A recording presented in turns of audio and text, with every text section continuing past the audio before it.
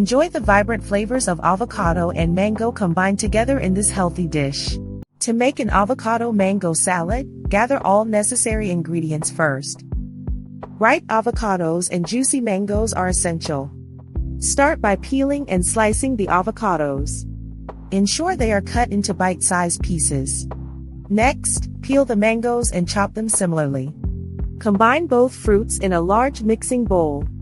For added flavor, consider incorporating some diced red onion. Chopped cilantro can enhance the freshness of the salad. A light dressing will bring all the ingredients together. A mixture of lime juice and olive oil works well.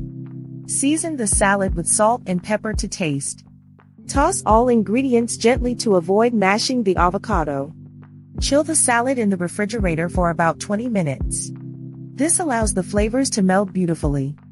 Serve the salad as a refreshing appetizer or side dish.